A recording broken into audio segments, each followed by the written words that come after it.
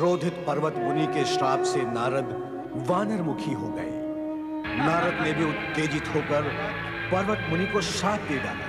निर्दोष को श्राप देकर जो तुमने कार्य ईर्ष्यावश किया है, उसके लिए मैं तुम्हें श्राप देता हूं। आकाश में गमन करने की सिद्धि तुम्हारी नष्ट हो जाएगी। तुम आकाश मार्ग से स्वर्ग कभी नहीं पहुंच पाओगे।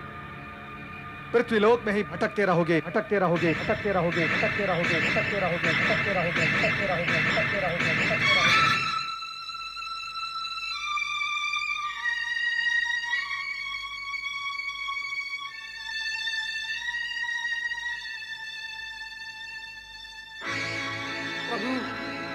प्रभु मेरी रक्षा करे, प्रभु मेरी रक्षा करे, प्रभु मेरी रक्षा करे। प्रभु क्या हुआ? प्रभु मेरी रक्षा करे, प्रभु मेरी रक्षा करे, प्रभु मेरी रक्षा। नारद विपत्ति में फंसे हुए देवी, और वे दुखी हृदय से हमें पुकार रहे हैं, किंतु हम उनके सम्मुख जाकर उन्हें लज्जित नहीं करना चाहते। स्वामी, नारद आपके परम भक्त हैं, आप उनका कष्ट दूर करें। हम विवश हैं देवी। पहले तो वो भगवान शिव द्वारा वरदान में बंधे हुए थे, और अब अपने ही परम मित्र पर्वत द्वारा श्रापित हो चुके हैं। अपने ही मित्र द्वारा श्रापित हो चुके हैं? तो क्या नारद अपने तपोबल से इस शाप का प्रभाव दूर नहीं कर सकते?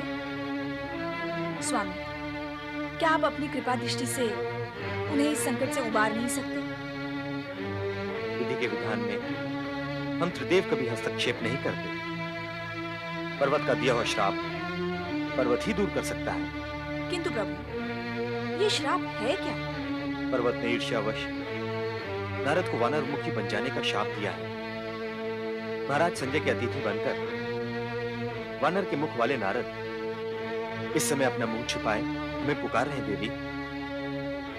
आपका कहना भी सत्य है देवी। हमें तुरंत वहां पहुंचकर उन्हें आश्वस्त करना होगा। हे प्रभु, मेरे आराध्य, मुझे इस संकट से निकालें। मेरी रक्षा करे प्रभु, मेरी रक्षा करे। इस विकट परिस्थिति में मेरा उद्धार करे प्रभु, मेरा उद्धार करे, मेरी रक्षा करे।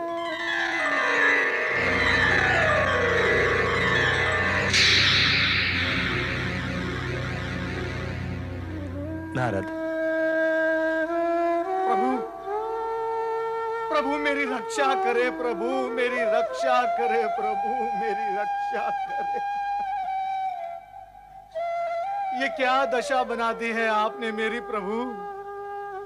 प्रभु, भाग्य ने मेरे साथ कैसा क्रूर व्यवहार किया है प्रभु, आप देख रहे हैं। मुझे पूर्ववत बना दे प्रभु, कृपया आप मुझे पूर्ववत बना दे। इस लज्जास्पद स्थिति से मुझे उबारे प्रभु। उठो नारद। नारद, हम तुम्हारी पीड़ा से पीड़ित हैं,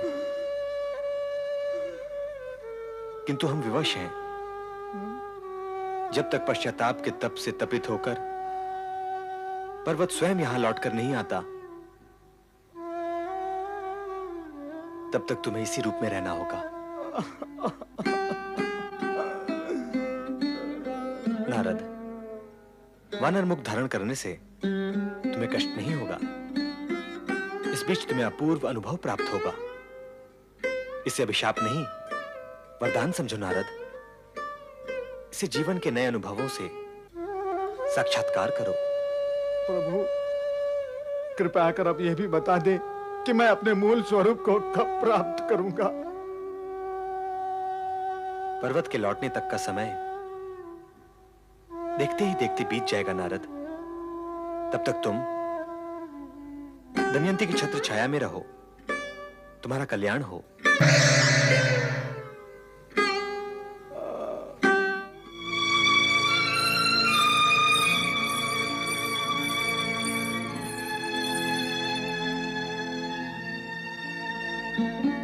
मुनिवर, उठिए, मैं आपके लिए स्वादिष्ट भोजन लाई हूं।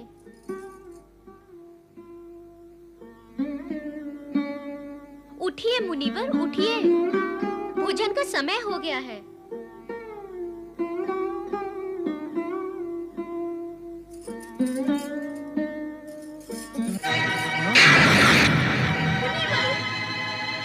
ये आपको क्या हो गया? ये आपको क्या हो गया मुनिवर?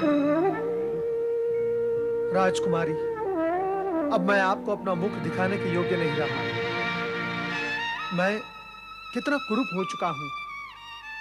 कृपया कर आप मुझे विदा करें, विदा करें। किसने बना दी आपकी ये दशा मुनिवर? कौन करेगा राजकुमारी? मैं तो अपने ही किए कर्मों का फल भुगत रहा हूं। और प्राणी अपने कष्ट और पीड़ा के लिए सदा दूसरों को ही दोष देता है, किंतु ये उचित नहीं। दूसरों को दोष देने से लाभ नहीं, हानि ही होती है। और दोष देने का दुष्कर्म और भी विस्तार पाता है, और फिर कर्म फल भुगतने के लिए और भी अधिक समय लग जाता है।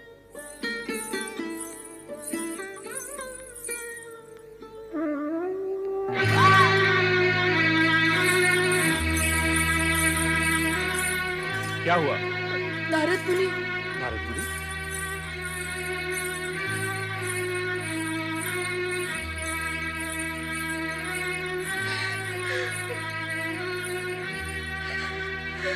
मुनिवर नारद,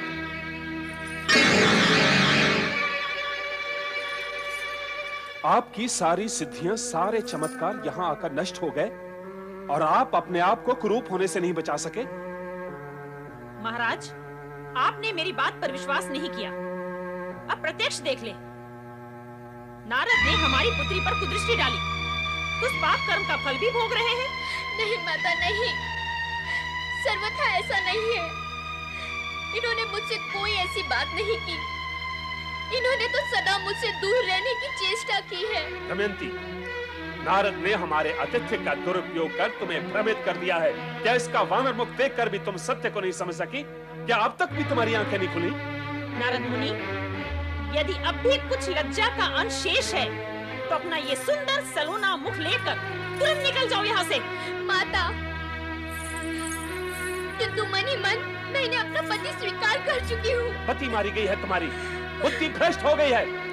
एक रूप मुनि जो छली कपटी है, उससे विवाह करोगी तुम इस अभागे के साथ? किंतु पिताजी, कुछ भी बोलने की आवश्यकता नहीं है। हमने तुम्हारा विवाह राजघराने की रीति के अनुसार स्वयंवर द्वारा निश्चित कर दिया है। इस जीवन में इनके अतिरिक्त अन्य किसी को अपने पति के रूप में स्वीकार नहीं करूंगी, नहीं करूंगी, नहीं करूंगी, नहीं करूंगी। अब यही मेरे सर्वस्व है। नहीं राजकुमारी, नहीं। आप भावुक हो रही हैं। मुझ अभागे के साथ आप अपना जीवन जोड़कर उसे नष्ट न करें। राजकुमारी, मुझ में ऐसा कुछ भी नहीं है जिसके लिए आपको अपने माता पिता का विरोध करके इस राजसी जीवन को त्यागने का विचार करना पड़े। आपके लिए तो उचित यही होगा कि आप अपने माता पिता की आज्ञा का पालन करते हुए जीवन का सुख भोगे। मुनिवर, मुनिवर, मुनिवर, चलो, मुनिवर। हम यज्ञ आरंभ कर रहे हैं। तुम सभी एक स्वर में हमारा अनुसरण करना। आपके आदेश का हम पालन करेंगे गुरुवर। सर्वमंगल मांगल्ये, सर्वमंगल मांगल्ये, शिवे सर्वार्थ साधिके, शिवे सर्वार्थ साधिके, शरण्ये त्र्यंबके गौरी, शरण्ये त्र्यंबके गौरी, नारायणी नमोस्तुते, नारायणी नमोस्तुते, सृष्टि स्थिति विनाशानां, सृष्टि स्थिति विनाशानां, शक्तिभूते सनातनी, शक्तिभूते सनातनी, गुणाश्रये गुणमये, गुणाश्रये गुणमये, नारायणी नमोस्तुते, नारायणी नमोस्तुते। प्रणाम ऋषिदेव। ऋषिवर, आप चमत्कारी शक्तियों से संपन्न हैं, इसीलिए मैं आपकी शरण में आया हूं। क्या तुम्हें भी दुष्ट इंद्र ने स्वर्गलोक से निकाल दिया है? यदि ऐसा है तो आकर हमारे साथ यज्ञ में बैठ जाओ, किंतु यज्ञ में बाधा न पहुंचाओ। शरणागत दीनार्थ परित्राण परायणे सर्वस्यार्ति हरे देवी नारायणी नमोस्तुते सर्वस्वरूपे सर्वेशे सर्वशक्ति समन्विते भयेभ्यस्त्राहि नो देवी दुर्गे देवी नमोस्तुते ऋषिवर, मेरे बाल सखा नारद ने मुझे श्राप दिया है कि मैं आकाश गमन करके स्वर्ग में न जा सकूं। आप में अपार शक्ति है, कृपा करके मुझे स्वर्ग पहुंचाएं। पुष्पवत, लगता है हमारे शत्रु इंद्र ने ही तुझे हमारे यज्ञ में बाधा डालने के लिए भेजा है। हम तुझे शाप देते हैं कि तू एक घोर संकट में फंसकर आकाश तो क्या पृथ्वी पर भी चलने की शक्ति खो बैठेगा। जा, इसी समय हमारी दृष्टि से दूर हो जा, नहीं तो हम इसी समय अपने क्रोध की ज्वाला से तुझे भस्म कर देंगे। क्षमा, क्षमा ऋषिवर, क्षमा। मैं बाधा पहुंचाने नहीं आया था, मैं तो अपनी बाधा दूर करने आया था। मैं जाता हूँ, मैं जाता हूँ। चामुंडायै विच्चे ऐं ह्रीं क्लीं चामुंडायै विच्चे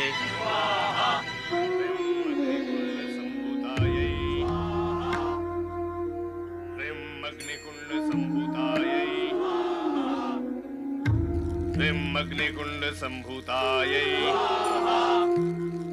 ह्रीं अग्निकुंड संभूतायै ह्रीं अग्निकुंड संभूतायै ह्रीं सर्वाभरण भूषितायै। चलो देवराज को सूचित करें। ह्रीं सर्वाभरण भूषितायै।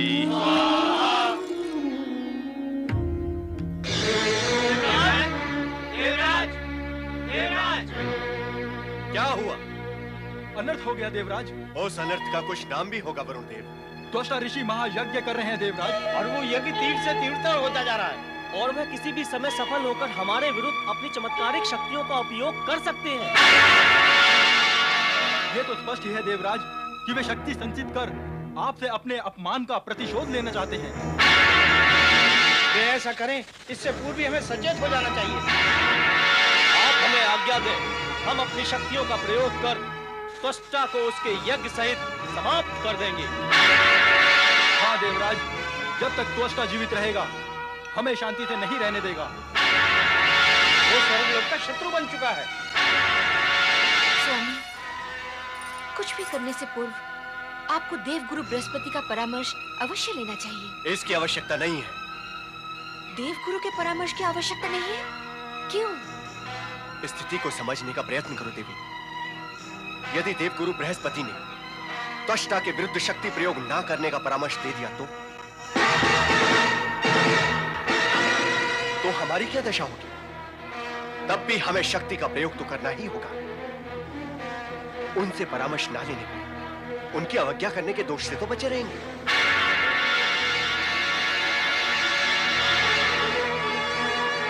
आप तीनों देव शीघ्र ही अपनी शक्तियों का प्रयोग त्वष्टा की शक्ति को क्षीण करने के लिए करें, ताकि हम शक्तिमान बने रहें।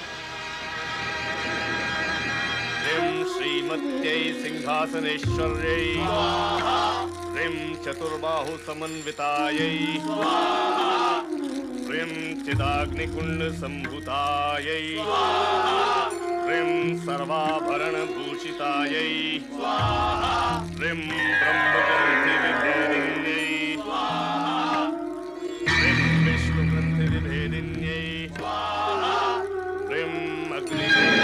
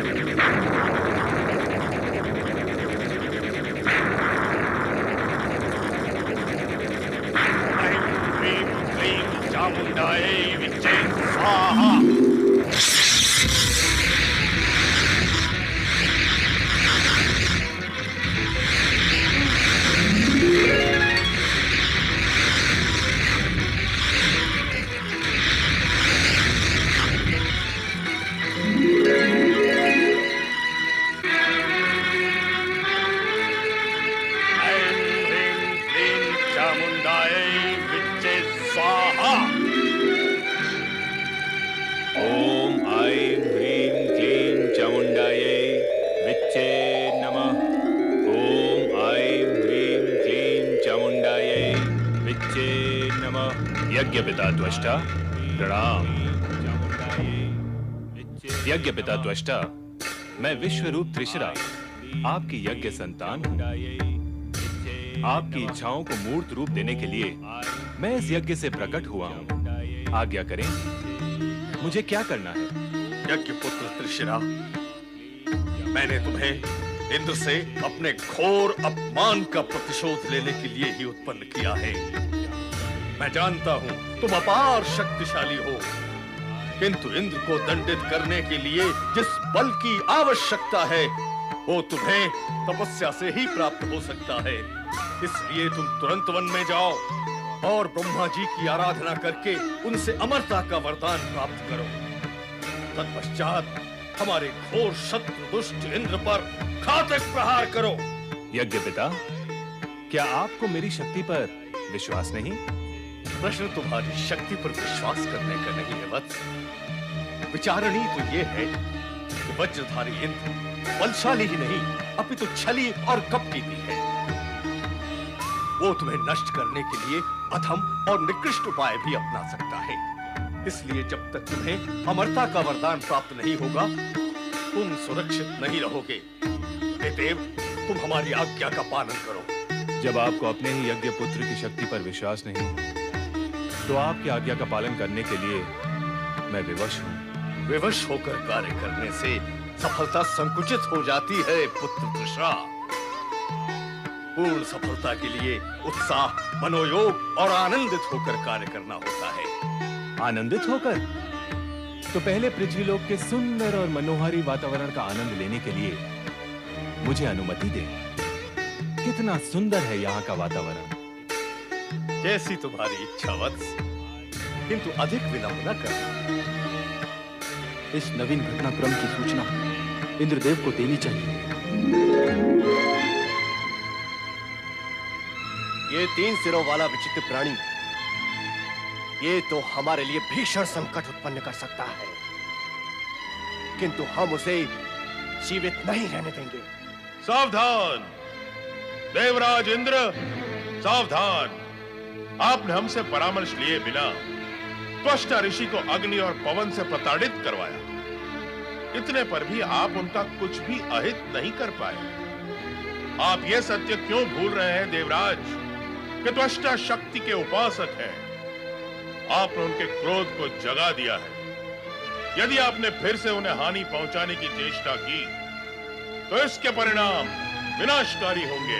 तो क्या हम त्वष्टा के प्रतिशोध के प्रयासों को मौन होकर देखते रहे देवगुरु? स्वर्ग और देवगण पर आने वाले संकट को रोकने का प्रयास ना करें, या सबको विपदा के मुख में ढकेल दें?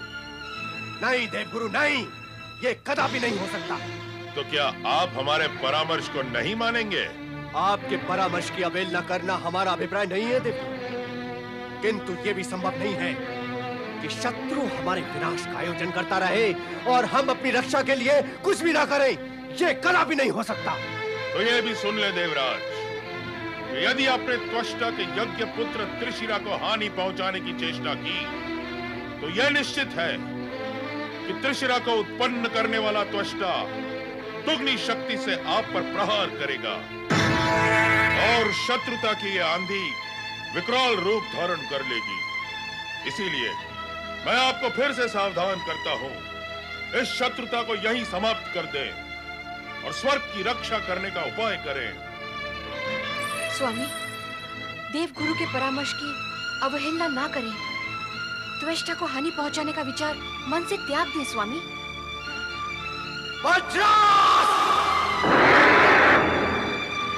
त्रिशिरा, त्रिशिरा, त्रिशिरा, मैं आ रहा हूं।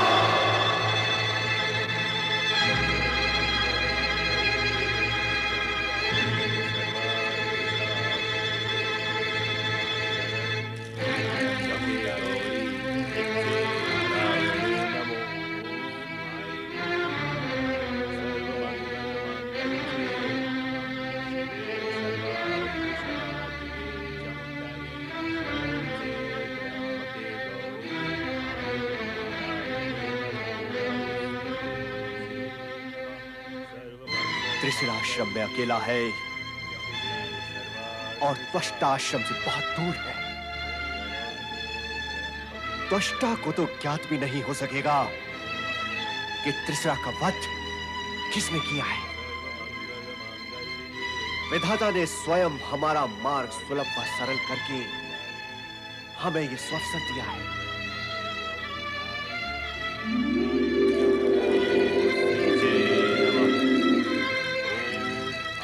कौन हो तुम? यहाँ किस लिए आए हो? ये जानने की आवश्यकता नहीं है, केवल इतना समझ ले कि मैं तेरा काल हूं और तेरा वध करने आया हूं। पिता त्वष्टा!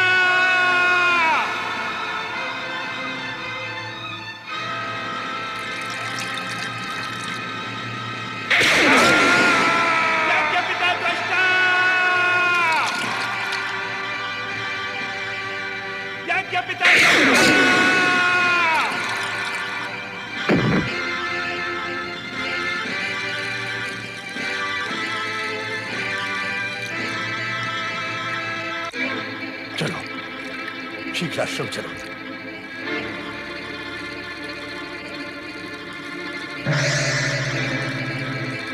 पुत्र त्रिशरा, त्रिशरा, त्रिशरा,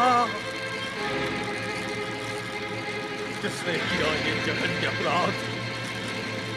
कौन है वो दुष्टाधिक? ये दुष्कर्म अवश्य ही हमारे शत्रु इंद्र का है। कायर इंद्र, तूने कपट से हमारे यज्ञ पुत्र का वध किया है। तूने शक्ति उपासक त्वष्टा की सिद्धियों को चुनौती दी है। इसका दुष्परिणाम तुझे भुगतना होगा। हम तुझे और तेरे स्वर्गलोक को भस्म कर डालेंगे। शक्ति, हे परमाशक्ति, हे अनंत शक्ति, हे आदि शक्ति, मुझे शक्ति दे, सिद्धि दे, इतनी शक्ति दे जिससे मैं अपने शत्रु इंद्र को उसके अपराध का दंड दे सकूं। देवगुरु, स्वामी अभी तक लौटे नहीं। कहाँ होंगे वो? सब कुछ कुशल से तो है ना? कृपया बताएं देवगुरु, वो कैसे और कहाँ हैं?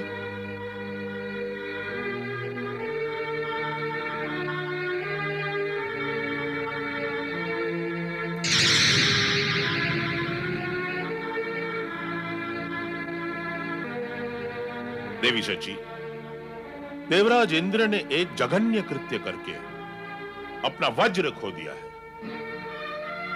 वज्र खो दिया है? वज्र खो दिया? वज्र खो दिया?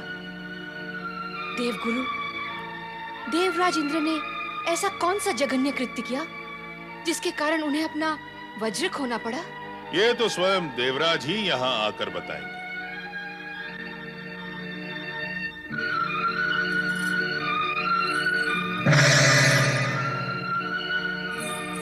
स्वामी, कहाँ गए थे आप? और वो कौन सा ऐसा जघन्य कृत्य कर डाला आपने जिसके कारण आपको अपने सर्वशक्तिशाली दिव्यास्त्र वज्र से वंचित होना पड़ा? वज्र के विषय में तुम कैसे जानती हो देवी? तुम्हें किसने बताया? देवगुरु बृहस्पति ने। बताएं स्वामी, ऐसा कौन सा निंदित कार्य किया आपने जिसके कारण? निंदित कार्य? कौन कहता है इसे निंदित कार्य? देवगुरु बृहस्पति होते कौन है हमारे कार्यों को जघन्य अथवा निंदित का नाम देने वाले? हमने जो कुछ भी किया है स्वर्ग की रक्षा देवताओं के हित में किया है और इसका हमें कोई पश्चाताप भी नहीं आए। किंतु स्वामी, देवी अब इस विषय में और चर्चा ना करें। समय आने पर स्थिति का ज्ञान तुम्हें स्वयं हो जाएगा।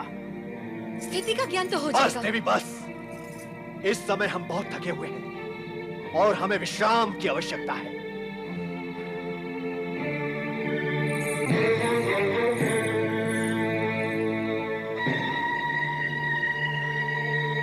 ये निंदित कार्य क्या है जो देवराज ने कर डाला? वह तो देवी सची के पूछने पर भी देवराज ने नहीं बताया। ऐसा तो नहीं कि हम सब पर कोई नई विपत्ति टूट पड़े? संभवतः त्वष्टा के साथ कुछ हुआ है। संभावनाएं तो बहुत हैं। इससे हम किसी परिणाम पर नहीं पहुंच पाएंगे। तो फिर इस चर्चा को हम यही समाप्त करें।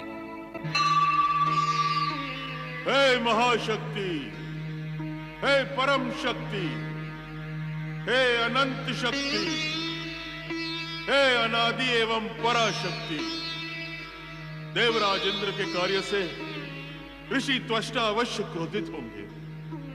उनके क्रोध और प्रतिशोध की भावना से स्वर्ग की रक्षा करना मां। श्राप दिया है कि मैं अपनी गगनगामिनी विद्या से वंचित हो जाऊं और फिर कभी स्वर्गलोक जाकर अपने गुरुदेव बृहस्पति के दर्शन न कर सकूं।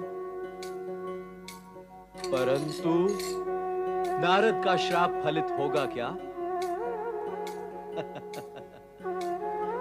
जो स्वयं अपनी दिव्य शक्ति खो चुका है, अब वो देवर्षि तो क्या साधारण ऋषि भी नहीं रहा।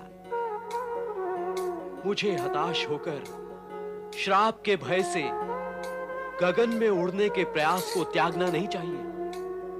हो सकता है कि मुझ में उड़ने की शक्ति हो और प्रयास करने से वो साक्षात्कार हो जाए।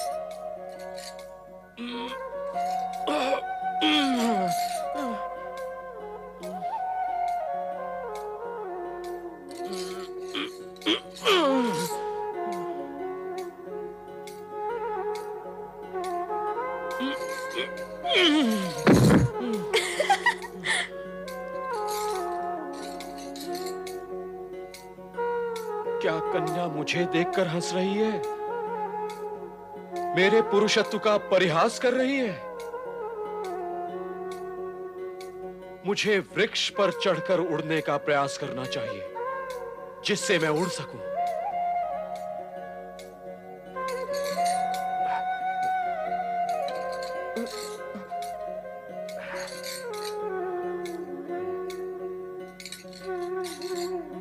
मैं पर्वत मुनि, देवताओं के गुरु बृहस्पति का श्रेष्ठ शिष्य पर्वत ये घोषणा करता हूं कि मुझे गगनगामिनी विद्या सिद्ध है। पूर्व की भांति मैं सहज रूप से आकाश में उड़ सकता हूं। दिव्य शक्तिहीन नारद का श्राप मेरी इस क्षमता में बाधक नहीं हो सकता। अब मैं उड़ूंगा, अवश्य उड़ूंगा, उड़कर ही रहूंगा।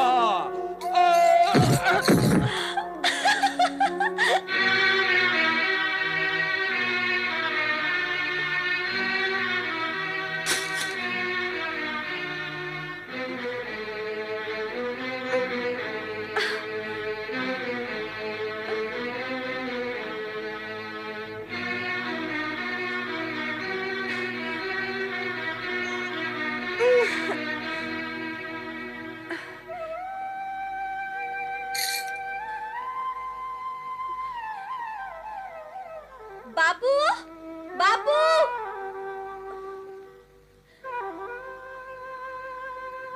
क्या हुआ पुत्री वन्या? क्या हुआ? ये क्या हुआ पुत्री वन्या? हैं? कौन है ये पुरुष? क्या हुआ इसे? मैं नहीं जानती बापू ये कौन है। कोई सिद्ध पुरुष लगता है, परंतु किसी कारण अपने विद्या खो चुका है। जब इसने उड़ने की चेष्टा की तो वृक्ष के नीचे गिरकर बेसुध हो गया। सिद्ध पुरुष?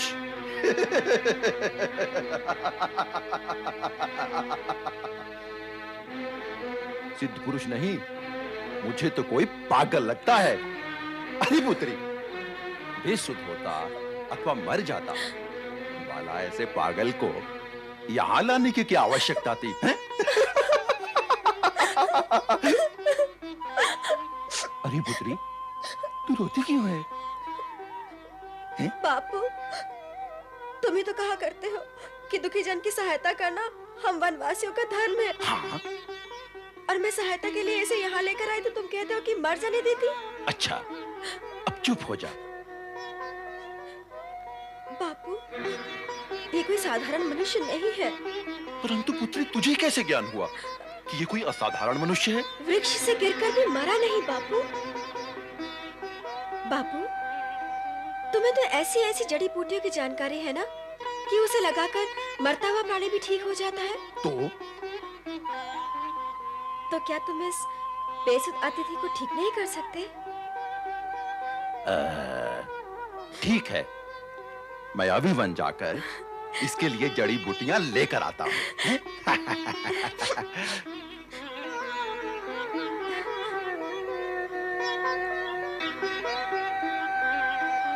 हे सिद्ध पुरुष, मैं तुम्हें मरने नहीं दूंगी, नहीं मरने दूंगी मैं तुम्हें।